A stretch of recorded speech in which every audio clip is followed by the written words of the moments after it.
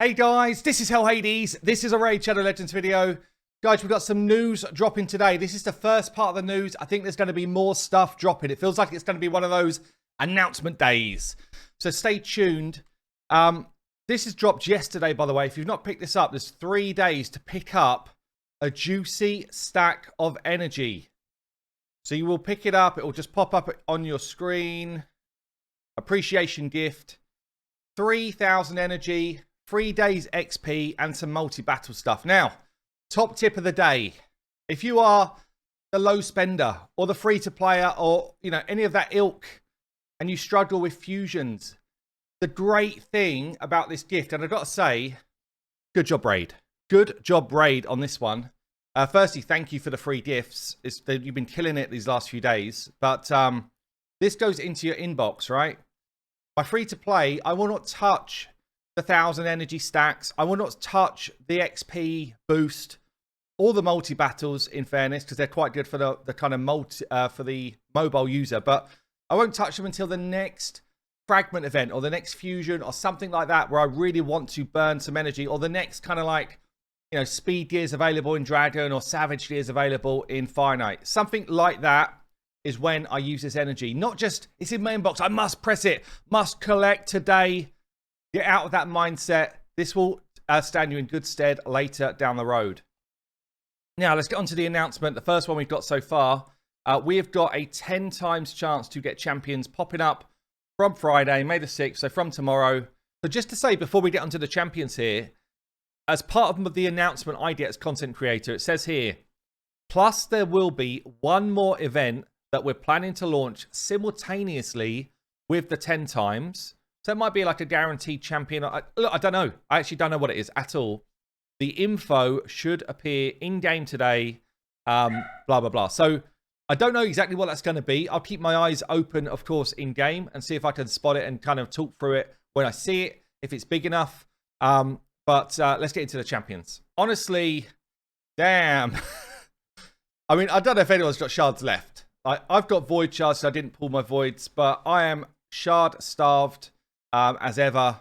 So it's down to, if you're a saver, cool, then you might be interested in some of these, or you might just be like, 10 times it's not worth my time anymore, because, you know, it really should be more like 25 times or 50 times with the amount of champions we've now got in the pool. Raid, can we change that? Right, let's do this first then. So first one up, actually a champion I just got on the free to play who started to hard carry me through some dungeons. Also going to be part of my clan boss team on the free-to-play. A very underrated champion. Maybe not so underrated anymore because I keep banging on about her. But Venomage is a quality epic. So we've got reduce enemy max HP on the A1 if there's poisons around. Also consumes poisons. This is a really cool A1 actually. Great against Scarab Boss. Really good against Scarab Boss. We've got an A2. As long as there is poisons out there, she will put on a decreased attack and defense. It's actually a great ability as well. I use this for my clan boss decreased attack ability and my decreased defense. And then also this is good for like stuff like Ice Golem. Really any boss. Any boss where you want to drop their attack. Really useful ability. This is where the poisons come from. Hooray 3. Actually hits hard if you've got the gear to make it hit hard. You want to focus on her accuracy and, you know, and her abilities first. But if you start to scale into good endgame gear, this ability can smack as well. She is capable of soloing stuff like high-level Dragon, high-level Ice Golem. Yeah, she's got the capability in a kit to do it. So, you know, if she's in good regen set, that type of thing, then she can actually get the job done. So, yeah, poisons come from here. It goes to a 3-turn cooldown as well. And you get heal reduction. Makes her pretty damn viable for Finite. Also makes her viable to throw her into a Magma Dragon type of team, throw the heal reduction on, and then you can bring a burner without the dragon healing for a ton of health, which is quite cool as well. So if you want to bring Ninja in, if you're one of the old school lucky people that have got a Ninja, then actually this pairs really well. This is one of the best things about a kit though, her passive. She's actually got this 15% less damage coming onto your team if heal reduction is out there. It's actually huge. 15%. It's like a straight up mini strengthen buff across your team that cannot be removed. You know, for clan boss, this is massive. You just straight up take less damage. Just good base stats as well. Venomage is a really good epic. Now, if we're talking about good epics, this possibly is my favorite epic in the game. Geomancer. Geomancer post-nerf is actually the best epic in the game for me. I think he's insanely good. So why is he so good? Pretty good for Hydra with his A1. Can put decreased accuracy out there. Also not bad for Bommel here. He's got a buff steal on his A2 if they're under a burn. Or just remove buff if they're not under a burn. And this ability is actually pretty clutch. You know, you can go in there and remove all the buffs from one of the Hydra heads and enable you to re-put your abilities down. It just comes in clutch here and there. You know, you can remove the clan boss's increased attack ability with this. But then this is what he's all about. This paired with his passive makes him nutty. So he's got Weaken. I actually like that he's got Weaken here as well, by the way, because there's a lot of decreased defense champions around. This guy puts the Weaken on to give you more damage as well. But he puts this burn out there, puts it out there for 3 turns, on a 3-turn cooldown if you book it. Totally whips away turn meter at the same time. And then his passive kicks in. He's like, let's go, boys. Everyone receives 15% less damage. Same as Venomage. These two together are absolutely bonkers. Deflects that damage onto enemies under HP burn. It doesn't do a ton of work, actually, because you kind of get mitigated damage, then deflected. Doesn't do that much damage by itself. If you've got lots of champions that this is happening to, it's going to deflect multiple chunks of damage. Whenever this champion is attacked, deflects 30% instead of the 15%. When deflecting damage on each hit, so for every champion in your team that gets hit, irrelevant of whether this dude is or not, 30% chance of dealing additional damage equal to 3% of the target's max HP. It's a max HP ability, a bit like getting a Warcaster proc. Yeah, so every time you do it, you get a chance of this Warcaster proc. It's nuts. Build this guy as a tank with good accuracy, good speed, and all of his damage comes from this passive. It's nutty. The best spider tank in the game. Oh, yes, that's this guy. The best, I don't know, some of the best Doom Tower bosses. This dude pops in. Clan boss, unkillable teams. Clan boss, normal teams. He's in there. He is a freaking beast. So, Geo. Next one in there. Demytha. We're talking about clan boss beasts. Demytha maybe surpasses Maneater now as the best unkillable epic in the game.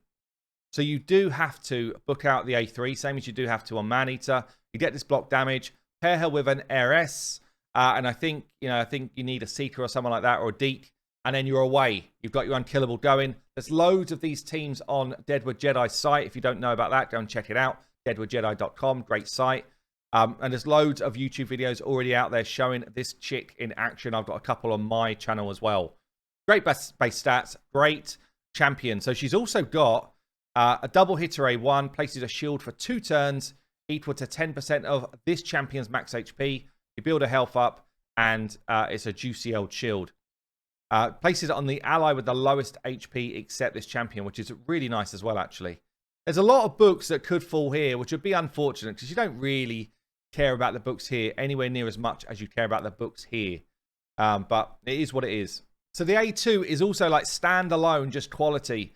Increases the duration of ally buffs. So a buff extender, there's not many of them around. Normally the buff extenders don't do anything else, which is good. She does. Then decreases the duration of debuffs on you by a turn as well. So, if you want to clean off that stun off a clan boss, this can do it. If you want to just kind of clean off a layer of debuffs from Hydra, this will do it. Really, really good ability. Gives you a heal as well. What we've got here, defense in all battles. Good base stats. This is top tier epic territory that we're talking about right now. And then the last one for this group of epics is Warcaster. Another champion capable of unkillable things, but nowhere near as good. Let's be honest. Warcaster compared to Demytha, nowhere near as good. Way more fiddly to work with, but capable of bringing you unkillable teams for clan boss. That's his main goal in life. He's got a bit of a buff still on the A1. Got an AoE block buff ability on the A2. I didn't even realize he had this before reading it, by the way. That's huge for Hydra. Block buffs is huge for Hydra. One of the best abilities in the game for Hydra. I forgot he had it. 3-turn cooldown as well is short. This is actually pretty good. And block damage against Hydra is fine as long as you are watching for the, the heads that steal stuff. Because stealing a block damage buff is not a good thing. The other thing which I don't love about this dude, I'll be honest here, is block damage for 1 turn. It just feels like it falls off a lot. You know, you have to have absolute like perfection of speed tunes to make this really good. But honestly, this guy for Faction Wars, AoE block buffs is huge for Faction Wars. Block damage, if you kind of do it at a clutch time, is good as well. So he's okay, but I wouldn't say he's anywhere near the other epics we've just spoken about. Okay, let's get on to the legendaries then. We have got probably the champion that was rated #1 for a long time. She's been surpassed now. There's other champions that just do a lot of more tricky stuff, but she's still top tier as a legendary. She doesn't really get into a lot of end game like speed teams, that type of stuff, but working your way through the game, Martyr is freaking nuts. So we've got, this is her kind of, her move. She's got full team counter attack, full team increased defense. You can book it to a 3-turn. If you're lucky and land a book here, you could stop booking, honestly. It's definitely her main skill. This is a great clan boss ability. It's a great Fire Knight ability. It's actually good in a lot of Doom Tower content as well, when you're just trying to get your hits away. What it tends to do is it slows your runs down, but it gives you more consistency of runs. Especially if you're doing stuff like a lifesteal gear or you've got a heal mechanic, that counter attack hit just gives you a good chance to heal back to full with your ability. So this is a really great ability to have. She's also got a decreased defense A1, which is solid. And she's got an AoE decrease attack and provoke A3. A lot of people overlook this. This is huge for dungeon running. Reducing the enemy's attack, taking the damage into Martyr, and she's got a whopping great 1400 defense. She is still a unit. She is still a great legendary champion. Okay, I mean, this is going to potentially allow the whales to get involved. Depends what sort of whale you are. Like me, as a whale, I'm not like the Krakens of the arena. The arena dudes are like, where's my arena champions? They're not here today. This dude is like the clan boss legend. He's also awesome in Doom Tower and kind of anywhere, right? But he's part of the best clan boss team in the game, which I run. I don't run it at the best level because I don't have 4 Broodgnis. That's where we're at. The only way I improve my clan boss team is to get more Broodgnis. It's literally as simple as that. Empowering Broodgni makes my clan boss team better. Empowering any of my other champions I use makes my clan boss team marginally better. Broodgni, it's like that. Other champions are like that. That's how insane he is. So what's going on? HP burn A1. We've got an AoE chance to remove a buff from enemies A2. Also extends shield. Only shield extender in the game at this moment in time. Did they add another one? Maybe they added another epic, but nowhere near as quality as this anyway. He hits hard. He has to hit hard because he extends by a percentage of the damage that he does. So it's actually a really, really cool ability. Also here, books up 100% chance of removing a random debuff from allies. I often forget that this is part of his kit because he's got so much going on, but he can actually do a cleanse as well from one of your team, which is huge, like huge for clan boss, this ability. So then he's got this crazy A3, puts out block debuffs, increase attack, and a massive shield. And the shield cannot be removed. No Hydra, you're not stealing our shield. Cool thing as well is you then pair it with his passive, and people that have got a shield on reflect damage. They also heal by 25% of the damage they take. So the shield becomes a damage protection, but also a heal mechanic. Like, this dude's freaking insane. He's one of the best legendaries in the game for general PvE stuff. Got Doom Tower, Resistance Aura as well. Great base stats. Broodgni is where he is at. He's a brilliant, brilliant legendary champion.